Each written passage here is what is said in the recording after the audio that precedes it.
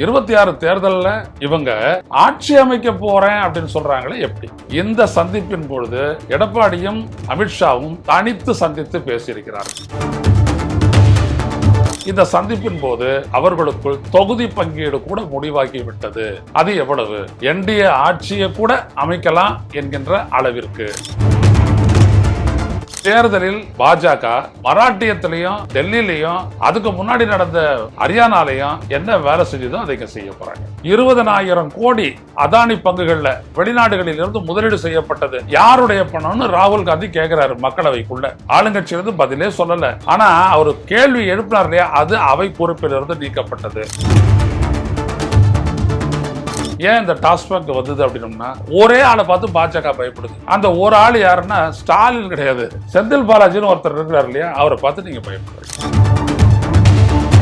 அவர் ஒன்றும் ஊழல் செய்யாதவரெல்லாம் கிடையாது. ஊழல் செய்யாதவோ யாருமே கிடையாது, யாருமே கிடையாது. மேபி பழனிவேல் தியாகராஜன் போல சிலர் இருக்கலாம், அவ்வளவுதான். மற்றவங்களோட எல்லா அரசியலும் ஊழல்ல பெற்ற பணத்துல தான் நடக்குது. அதனையும் மிகப்பெரிய ஊழல்வாதிகள் இந்த நாட்டிலேயே, இந்திய வரலாற்றிலேயே பாஜகவும் RSS காரங்களும் தான். நீங்க என்ன பண்ணுவீங்க? அஜித் பவார் 70,000 கோடி ஊழல் அப்படின்னு சொல்லுவார் மோடி. அவர் உங்க பையன் உங்க சைட்ல வந்துட்ட உடனே அவர் தான் இன்னைக்கும் மராட்டிய மாநிலத்தினுடைய துணை முதலமைச்சர். நீங்கள் ஊழலற்ற ஆட்சி தமிழ்நாட்டில் அமைக்க போறீங்களா?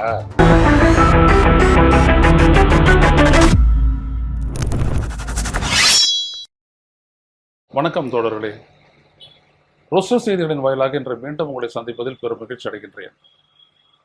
தமிழ்நாட்டில் 2026 தேர்தலுக்கு பின்னால் என்டிஏ ஆட்சி அமையும் என்று உள்துறை அமைச்சர் அமித்ஷா எக்ஸ் தளத்தில் பதிவிட்டிருக்கிறார்.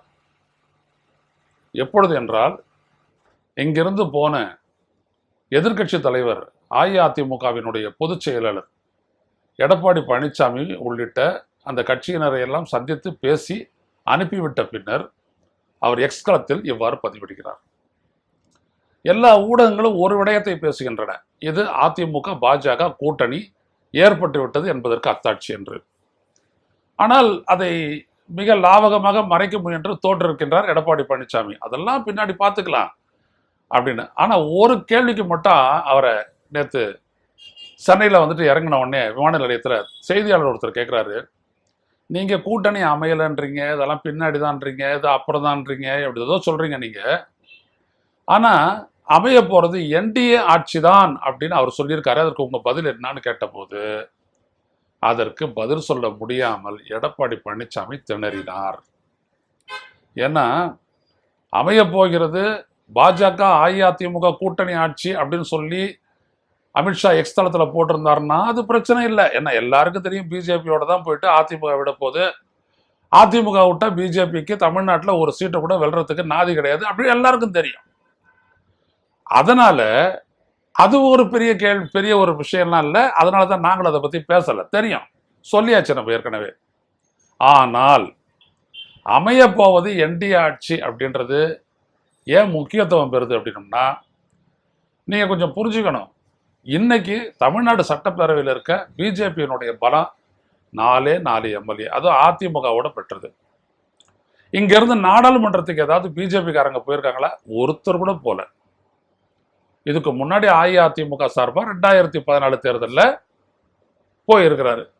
யாரு? பொன் ராதாகிருஷ்ணன் போயிருக்கிறாரு, கன்னியாகுமரி தொகுதி. ஓகே, அவ்வளவுதான், முடிஞ்சு போச்சு.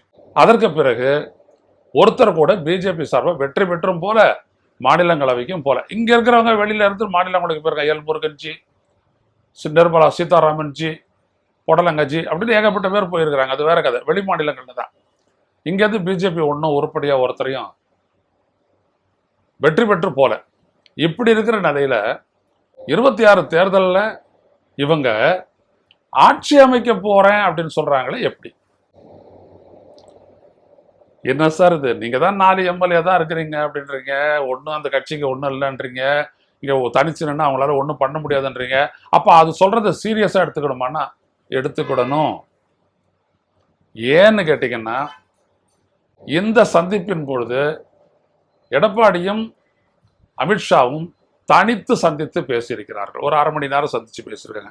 45 நிமிஷம்ன்றார் எடப்பாடி பழனிசாமி. ஓகே, இந்த சந்திப்பின் போது அவர்களுக்குள் தொகுதி பங்கீடு கூட முடிவாகி விட்டது. அது எவ்வளவு? என்டிஏ ஆட்சியை கூட அமைக்கலாம் என்கின்ற அளவிற்கு. இதுதான் இங்க புரிஞ்சு கொள்ள வேண்டியது. ஏன் அதை சொல்லாது இருக்கணும் எடப்பாடி பழனிசாமின்னா? சொன்னா அவர் எந்த அதிமுக பொதுச் செயலாளராக இருக்காங்களோ அந்த கட்சிக்குள்ளே இருந்தே அவருக்கு பிரச்சனை உண்டாகும். எனவேதான் தனிப்பட்ட முறையில் ரகசியமாக சந்தித்து ரகசியமாக தொகுதி பரவை முடிவெடுத்து அதை வெளியில் சொல்லாமல் அமித்ஷா அப்படி சொல்லிவிட்டார், இவரை நெருக்கடியில் தள்ளிவிட்டார், இவர் வாய் பேச முடியாமல் திரும்பி வந்து விட்டார். இதுதான் இங்கே நடந்திருக்கிறது. சரி, எப்படிங்க வரும்? உதாரணத்துக்கு ஒரு 234 தொகுதி தமிழ்நாடு சட்டப்பேரவை, 134 தொகுதி பாஜக, அதிமுகவோட என்டிஏ கூட்டணிக்கு வந்துட்டு 100 தொகுதிகள் என்று கொடுக்குறாங்கன்னு வச்சுக்கோங்க. அதை என்டிஏக்காகன்னு சொல்லி அதுல வந்துட்டு டிடிவி தினகரன் அம்மா மக்கள் முன்னேற்ற கழகம், அப்புறம் பாட்டாளி மக்கள் கட்சி, பிறகு ஓ பன்னீர்செல்வத்தினுடைய ஆதரவாளர்கள் அவருக்கு, பிறகு இன்னொருத்தர் இருக்கிறார் இல்லைங்களா, மும்மொழி கொள்கையை ஆதரித்து பேசக்கூடிய ஒரு பெரிய ஒடுக்கப்பட்ட மக்களினுடைய மாபெரும் தலைவரான கிருஷ்ணசாமியினுடைய புதிய தமிழகம், அப்புறம் ஜான் பாண்டியன், இவங்க எல்லாரும் என்ன அப்படின்னோம்னா இப்போ அவங்கெல்லாம் வந்துட்டு நிலைய வித்துவான்கள்னு சொல்லுவாங்க இல்லைங்களா, அங்கேயே இருந்து ஆல் இண்டியா ரேடியோவில் வாசிப்பாங்க தேவைப்படும் போதெல்லாம். அவங்கள நிலைய வித்துவான்னு சொல்றது அந்த மாதிரி, அதாவது செட்டு ப்ராப்பர்ட்டின்னு சொல்லுவாங்கல்ல, அந்த மாதிரி பிஜேபியினுடைய செட்டு ப்ராப்பர்ட்டி இதுக்கெல்லாம் வந்துட்டு இடம் கொடுத்துருவாங்க. அதில் பாமக தவிர மற்றதெல்லாம் செட்டு ப்ராப்பர்ட்டி தான், அதில் ஒன்றும் சந்தேகம்லாம் ஒன்றும் கிடையாது, டிடிவி தினகரன் உட்பட. ஏன்னா இப்போ அவர் தான் ரொம்ப அதிகமாக பாஜகவிற்காக பேசுகிறவர். அதனால அண்ணாமலையை விட மிக அதிகமாக பேசக்கூடியவர் டிடிவி தினகரன் தான் பாஜகவிற்காக. ஸோ இப்போ இவங்களுக்கு எல்லாம் சேர்த்து 100 சீட்டுன்ற உடனே அதற்கு பிறகுதான் அந்த தேர்தலில் பாஜக மராட்டியத்திலையும் டெல்லியிலையும் அதுக்கு முன்னாடி நடந்த ஹரியானாலையும் என்ன வேலை செஞ்சதோ அதை இங்கே செய்ய போறாங்க. இதை திமுக தடுக்குமான்னா அது என்னன்னு தெரிஞ்சாதானே நீங்க தடுப்பீங்க. இங்கதான் இருக்குது. ஆந்திராலையும் அப்புறம் ஒரிசாலையும் என்ன பண்ணாங்கன்னா எவ்வளவு வாக்கு பதிவாச்சோ அதை விட அதிகமா ஒரு 12-13% ஓட்டை ஹைக் பண்ணி கணக்கு காட்டி இவ்வளவு வாக்குகள் பதிவாச்சுன்னு சொல்லி அவங்க வந்துட்டு என்ன பண்றாங்கன்னா தேர்தலை முடிச்சிடுறாங்க. மராட்டியத்தில் என்ன பண்ணாங்கன்னா 49 லட்சம் பேரை வாக்காளர் பட்டியலிருந்து நீக்கிறாங்க. 5 ஆண்டு காலத்துல 35 லட்சம் பேர் சேர்றாங்க. அதற்கு பிறகு இந்த மக்களவை தேர்தலில் பெரிய அளவுக்கு அங்க பாஜக தோத்துச்சு. அதற்கு பிறகு பாத்தீங்கன்னா அந்த 5 மாசத்துக்குள்ள 36 லட்சம் பேர் சேர்க்கிறாங்க வாக்காளர் பட்டியல்ல. அத வெளி மாநிலத்தை சேர்ந்தவங்க எல்லாம் இருக்கிறாங்க, சேர்த்து ஜெயிச்சிடுறாங்க. எப்படி ஜெயிக்கிறாங்கன்னு பாருங்க.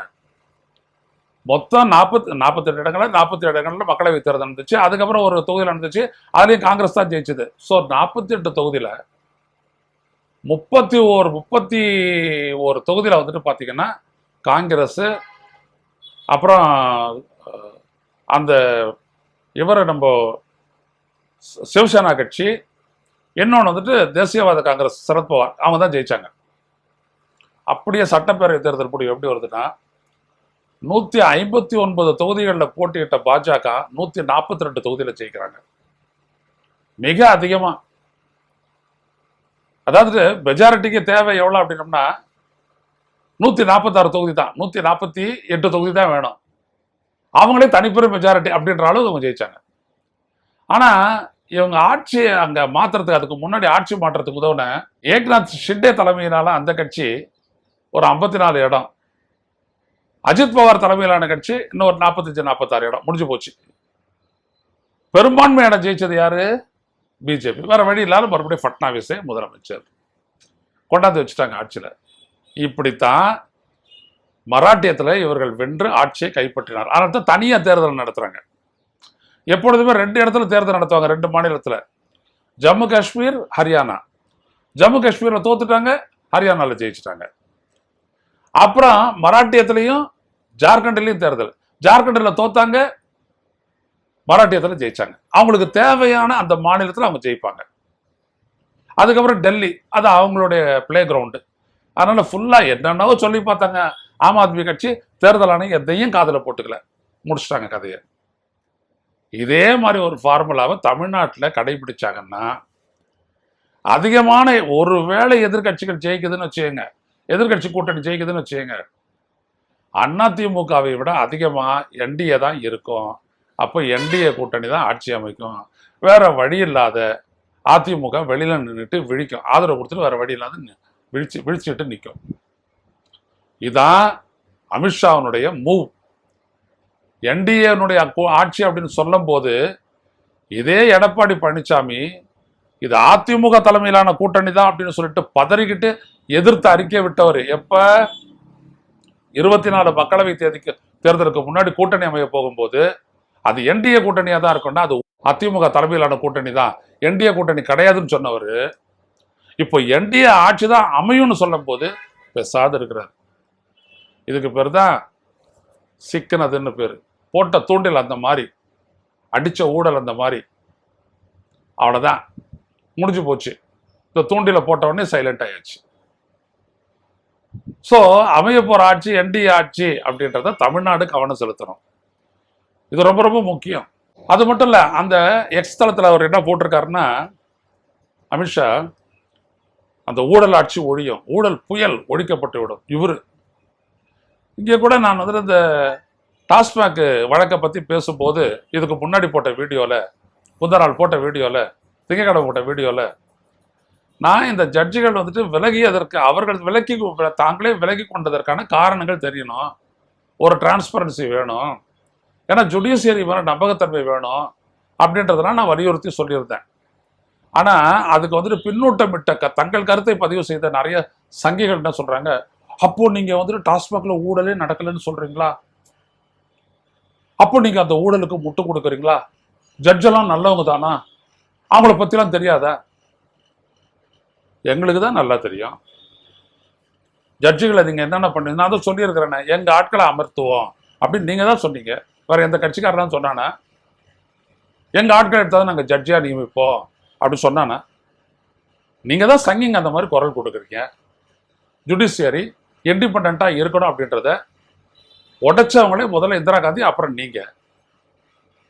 அதுவும் நீங்க ஒரு தொடர் முயற்சி மேற்கொண்டு ஜட்ஜாவே நியமனம் பண்ணி வசதியான தீர்ப்புகளை பெறுறீங்க அப்படின்றது தான் 2018 4 நீதிபதிகள், சலமேஸ்வர் உள்ளிட்ட 4 நீதிபதிகள் வெளியில வந்துட்டு நாட்டு மக்களுக்கு விடுத்த எச்சரிக்கை. இதான் சொன்னாரு. இதைத்தான் நாங்களே எடுத்து சொல்றோம். டாஸ்மாக்ல ஊழல் நடக்குதுன்னு எப்போ சொன்னது? நானெல்லாம் இதை 2-3 வருஷமா பேசிட்டு இருக்கிறேன், அதுக்கு முன்னாடியும் பேசிட்டு இருக்கிறேன். கோட்டருக்கு 10 ரூபாய் அப்படின்ற விடயத்தெல்லாம். அது மட்டுமல்ல, கலால் வரி செலுத்தப்படாமலே, உற்பத்தி வரி செலுத்தப்படாமலேயே பார்ல விற்கப்படுகிறது அப்படின்றதையும் சொன்னோம், பத்திரிகையாளர்கள் எல்லாரும் சொன்னோம். அப்பெல்லாம் வந்துட்டு கும்பகர்ண உறக்கத்துல இருந்தது உங்களுடைய ஈடி. ஏன்னா அதை எழுப்பி விடல. யாரு? உங்களுடைய அமித்ஷா எழுப்பி விடல. சங்கிகளே, அன்றைக்கு தானே விழிச்சுக்கிட்டு உடனே எடுத்து செய்யணும். அன்னைக்கு மணல் கொள்ளையை பத்தி ஆராய்ச்சாங்களே, அதே காலகட்டத்தில் நாங்க இந்த ஊழலை பத்தியும் யூடியூப்லயும் பேசணும், நான் பொதுத்தளத்துல டிவிலையும் பேசுறேன். எந்த ஆளுங்கட்சிக்காரனும் அதை எதிர்த்துலாம் பேசல. ஆமா, ஐயா சொல்றதை நாங்க வந்து கருத்தில் கொள்வோம், தடுக்க பார்ப்போம் அப்படிதான் சொன்னாங்க. ஆனால் சங்கிகளே, நீங்க ஏதோ அவங்களுக்கு முட்டு கொடுக்குறோன்னு நீங்க சொல்றீங்க. ஏன்னா உங்களுடைய புத்தி முட்டு கொடுக்குற புத்தி. மோடிக்கு என்ன ஆனாலும் மோடியை தூய்மையானவர்னு சொல்லக்கூடிய அளவிற்கு நீங்கள்லாம் என்ன சொல்றது, லூசுங்கன்னு சொல்றதா இல்ல இக்னரண்ட்னு சொல்றதா? அவங்கள பார்த்து 20,000 கோடி அதானி பங்குகள்ல வெளிநாடுகளில் இருந்து முதலீடு செய்யப்பட்டது யாருடைய பணம்னு ராகுல் காந்தி கேட்கிறாரு மக்களவைக்குள்ள. அதற்கு உங்க ஆட்கள் பதில் சொல்லவே இல்லை. ஆளுங்கட்சியிலிருந்து பதிலே சொல்லல. ஆனா அவர் கேள்வி எழுப்பினார் இல்லையா, அது அவை குறிப்பிலிருந்து நீக்கப்பட்டது. இதே வெளியில இருந்து கெஜ்ரிவால் பேசினாரு. என்ன பேசினாரு? அந்த 20 கோடி யாருதுன்னு கேட்டாரு ராகுல் காந்தி. நான் சொல்றேன் அது மோடியினுடைய பணம்னாரு. அதனாலதான் அவரை தூக்கி அந்த மதுபான கொள்கை முறைகேடு வடக்கில் வந்து தூக்கி உள்ள வச்சாங்க. ஒரே ஒரு எவிடன்ஸ், பணம் டிரான்சாக்ட் ஆச்சுன்றதுக்கு ஒரு எவிடன்ஸ் உங்களால உச்சநீதிமன்றத்திலேயோ இல்ல டெல்லி உயர்நீதிமன்றத்திலேயோ ஃபைல் பண்ண முடிஞ்சதா இடியால? ஏன் முடியல? நீங்க எதுக்கு கேஸ் எடுக்கிறீங்கன்னா இடியை வச்சு அங்க இருக்கிற மாநில கட்சியை உடைக்கணும் அப்படின்றத எடுக்கிறேன். அதுவும் குறிப்பா இங்க ஏன் இந்த டாஸ்மாக் வந்தது அப்படின்னோம்னா, ஒரே ஆளை பார்த்து பாஜக பயப்படுது. அந்த ஒரு ஆள் யாருன்னா ஸ்டாலின் கிடையாது. தமிழ்நாட்டை பார்த்து அவங்க பயப்பட தேவையில்லை. ஏன்னா தமிழ்நாடு நீ பயந்தாலும் சரி பயப்படலாம் சரி உங்களை தூக்கி குப்பையில போடுற மாதிரி போட்டாங்க, அது வேற. செந்தில் பாலாஜின்னு ஒருத்தர் இருக்கிறார் இல்லையா, அவரை பார்த்து நீங்க பயப்படுறீங்க. ஏன்னா அவர் இறங்கினாரு அப்படின்னோம்னா, இந்த சாயந்தரமா ஜெயிச்சாங்களே ஒருத்தர், அவங்க உட்பட போஸ்டல் பேலட்ல ஜெயிச்சாங்களே அந்த எம்எல்ஏ உட்பட ஒருத்தர் ஜெயிக்க மாட்டீங்க. ஏன்னா உங்களை விட அந்த தேர்தல் தொடர்பான கெக்கிரி பிக்கிரி வேலையில அவர் மண்ணாதி மண்ண அவரை வச்சுட்டா மொத்த கொங்கு மண்டலத்திலையும் காலி. எது? கோயம்புத்தூர், நீலகிரி, பொள்ளாச்சி, திருப்பூர், ஈரோடு, சேலம், ஈரோடு வரைக்கும் எல்லாம் காலி. சுத்தமா வழிச்சுட்டு ஒன்றும் இல்லாத உங்களை அனுப்பிடுவார். ஸோ உடனே செந்தில் பாலாஜியை குறி வைக்கிறீங்க. அவர் ஒன்றும் ஊழல் செய்யாதவரெல்லாம் கிடையாது. ஊழல் செய்யாதவோ யாருமே கிடையாது, யாருமே கிடையாது. மேபி பழனிவேல் தியாகராஜன் போல சிலர் இருக்கலாம், அவ்வளவுதான். மற்றவங்களோட எல்லா அரசியலும் ஊழல்ல பெற்ற பணத்துல தான் நடக்குது. அதுலேயும் மிகப்பெரிய ஊழல்வாதிகள் இந்த நாட்டிலேயே இந்திய வரலாற்றிலேயே பாஜகவும் ஆர்எஸ்எஸ் காரங்களும் தான். இப்ப ஆர்எஸ்எஸ்க்கு வந்துட்டு ஏதாவது ஃபண்டிங் ஏதாவது நீங்க இது பண்ணீங்க, ஒன்றும் இல்லை. ஆனா எத்தனை லட்சம் ஸ்கொயர் ஃபீட்ல வந்துட்டு டெல்லியில ஹெட் குவார்ட்டர்ஸ் கட்டி இருக்கிறீங்க ஆர்எஸ்எஸ்? எங்க இருந்து இருந்துச்சு அந்த பணம்? உள்நாடா வெளிநாடா? இடி ரைடு பண்ணுமா? இன்கம் டேக்ஸ் ரைடு பண்ணுமா? Directorate of revenue intelligence DRI பண்ணுமா? பண்ணாது. ஏன்னா உங்க கவர்மெண்ட், உங்க ஆட்சி. நீங்க என்ன பண்ணுவீங்க? அஜித் பவார் 70,000 கோடி ஊழல் அப்படின்னு சொல்லுவார் மோடி. அவர் உங்க பையன் உங்க சைட்ல வந்துட்ட உடனே அவர் தான் இன்னைக்கும் மராட்டிய மாநிலத்தினுடைய துணை முதலமைச்சர். நீ வா, நீ ஊழல் பண்ணதுனால எந்த தப்பும் இல்லை. ஊழல் பண்ணிட்டு என்னை எதிர்த்து நிக்கிறிய, என் கூட வந்து நீ ஐக்கியமாயிடு.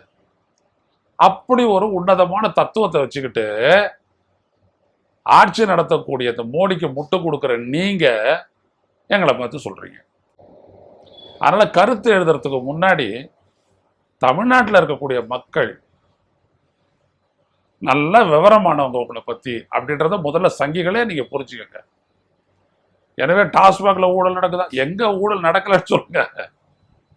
நாலொரு மேலையும் பொழுதுற வண்ணவுமா எவ்வளவு இடங்கள்ல ஊழல் நடக்குது அதான் எழுதுனானே. எதுல? சாலை சுங்க வரி, டோல்கேட் ஊழல். 32 டோல்கேட்ஸ் வந்துட்டு அப்சொலீட், காலகட்டம் முடிஞ்சிருச்சு. ஏன் அதை மூடல? பரனூர் வரைக்கும் சொல்லுங்க, பரனூர்ல ஆரம்பிச்சு எல்லாத்தையும் ஏன் மூடல உங்களுடைய ஊழல் ஆட்சி? ஏன்னா எவனா ஒரு கார்பரேட்டுக்கு கான்ட்ராக்ட் கொடுத்து சம்பாதனை. இங்க இருக்கிற ஆளுங்கட்சி ஏன் எதிர்க்கல? நீங்க யாரு ஊழல்வாதின்றீங்களோ அவங்களுக்கும் உங்களுக்கு இருக்கக்கூடிய அந்த ரிலேஷன்ஷிப் ஊழல்ல அவர் மாமா இவர் மச்சான், இதுல வந்துட்டு எல்லாம் ஒன்றும் குறைலாம் ஒன்றும் கிடையாது. ஸோ இந்த டிராமால இவர் வந்தாருன்னா ஊழல் ஆட்சி போயிடுமா? இப்போ உங்களுடைய ஆட்சி தானே நடக்குது, அங்க கூட்டணி ஆட்சி தானே நடக்குது புதுச்சேரியில். ஊழல் இல்லை, போயிட்டாங்க. போயிட்டு பேசி பாருங்களேன் சங்கிகளே, போய் பேசி பாருங்க. உங்களுக்கு இருக்கக்கூடிய ஒரே புத்தி திருட்டு புத்தி. தேர்தலை எப்படி மாத்தி சூழ்ச்சி பண்ணி நடத்தணும், இவிஎம்ல எப்படி வித்தையை காட்டணும், இது ரெண்டும் உங்களுக்கு நல்லா தெரியும். இதனால நீங்க ஆட்சியில் இருக்கிறீங்க. இல்லாட்டி ஓட்டுக்கிட்டலாம் இவ்வளவு 72 லட்சம் ஓட்டை சேர்த்தும் கூட மராட்டிய தேர்தலில் பாஜக பெற்ற வாக்கு கடந்த முறை பெற்ற வாக்கை விட 1% கூட கூடுதல் கிடையாது. Less than 1%. எடுத்த ஸ்டாட்டிஸ்டிக்ஸை புரட்டுங்க. அறிவு கிட்டத்தனமா பேசிட்டு கூடாது, அதுவும் ஐயராதரோட மோதக்கூடாது. புரியுதுங்களா சங்கிகளே? உங்களை முட்டை பயல்கள் நான் சொல்லிடலாம், வேண்டாம். புரியுதுங்களா? சிலர்லாம் தப்பான வார்த்தையெல்லாம் பேசுறீங்க, அதெல்லாம் உங்களுடைய பிறவி குற்றம், பிறப்பு குற்றம். அதுலலாம் நான் தலையிட தயாரா இல்லை, நான் பேசவும் மாட்டேன். ஏன் பொதுல சொல்றேன்னா, உங்க வழியாகவும் என் மக்களுக்கு நான் சொல்லக்கூடிய செய்தி இருக்கு இல்லையா, அதனால நான் எடுத்து உங்களுக்கு பேசுறேன். இல்லாட்டி உங்களை எல்லாம் பொருட்படுத்தி பேசுறது இல்லை. உங்கள ஒரு அண்ணாமலை, ஒரு சின்னமலை, ஒரு உண்ணாமலை, இந்த மாதிரி ஏதாவது தமிழிசை, தமிழிசைன்னு கூட சொல்லக்கூடாது அவங்கள வந்துட்டு என்ன சொல்லிட்டாங்க அப்படின்னோம்னா இந்தி இசைக்கு என்ன சொல்றது, ஹிந்தி சங்கீத். தமிழிசைக்கு வந்துட்டு பேர் வச்சுட்டாங்க எங்க நாட்டுல, தமிழ்நாட்டுல. என்ன தெரியுமா, ஹிந்தி சங்கீத், இல்லாட்டி தமிழ் சங்கீத். அந்த அம்மா பேரு. இதுக்கு மேல தமிழிசைன்னு நாங்க சொல்ல மாட்டோம், ஹிந்தி சங்கீத், அப்படி தமிழ் சங்கீத் தான் அவங்கள சொல்லுவோம் அப்படின்னு. எங்க ஆட்கள் எவ்வளவு டெவலப் ஆகி போயிட்டு இருக்கிறாங்க பாருங்க. அவங்களாம் நான் தூயவர்களா, எங்களுக்கு தெரியாதா யார் என்னன்ட்டு? 26 தேர்தலில் நிறைய விடயங்கள் இருக்குது இன் ஸ்டோர். அமித்ஷா அவர்களே, நீங்கள் ஊழலற்ற ஆட்சி தமிழ்நாட்டில் அமைக்க போறீங்களா? நீங்க உங்க பிள்ளைக்கு வந்த வருவாய் எப்படி, அது எப்படி இத்தனை பர்சன்டேஜ் இத்தனை மடங்கு உயர்ந்தது அப்படின்ற கேள்விக்கே நீங்க பதில் சொல்லல. நீங்க இருக்கக்கூடிய கோஆபரேட்டிவ் அந்த இதுக்கு வந்துட்டு சங்கத்துக்கு அதுல பணம், அதாவது பழைய 1000 ரூபாய் 500 ரூபாய் பணம் மாற்றப்பட்டு 2000 ரூபாய் பணமா, ஆமா மாற்றப்பட்டு அந்த பண மதிப்பு நீக்க நடவடிக்கை அப்போ மாற்றப்பட்டது 200 கோடி. நீங்க பதில் சொன்னீங்க. வித்தின் 3 days 630 கோடி ராகுல் சொல்றாரு. ஏன்னா அவர் தான் உங்களை நல்லா ஃபாலோ பண்றவர். புரியுதுங்களா? ஒண்ணு மட்டும் சொல்ல வர, ரூஸ்டர் செய்திகளை பொறுத்த வரைக்கும் எங்களுக்கு நாடு நல்லா இருக்கணும், நாட்டு மக்கள் நல்லா இருக்கணும், அவங்களுடைய எதிர்காலம் நல்லா இருக்கணும். என்னை பொறுத்த வரைக்கும் நான் ஒரு அரசியல் செயல்பாட்டாளர், நான் மக்களுக்கான செயல்பாட்டாளர் தான். என் அரசியல் நிலைப்பாடு எப்படி போனாலும் நான் அங்கே தான் வந்து நிற்பேன். அதனால உங்களுடைய பாசிசத்திலையும் பாசிசம் திருட்டு பாசிசம். நீங்க பாசிசத்தில் வந்துட்டு நீங்க வேணா, இப்போ இவர் இருக்கிறாரு, யாரு, இத்தாலியனுடைய சர்வாதிகாரி பெனிட்டோ முசோலினி, பெரிய ஒரு பாசிஸ்ட். அடால்ஃப் ஹிட்லர், இவங்கெல்லாம் கூட பொது பணத்தை திருடினாதான் வரலாறு கிடையாது. அதனால தான் உங்களை திருட்டு பாசிஸ்ட்னு. சாதா பாசிஸ்ட் கிடையாது, ஸ்பெஷல் சாதா மாதிரி நீங்க திருட்டு பாசிஸ்டுங்க.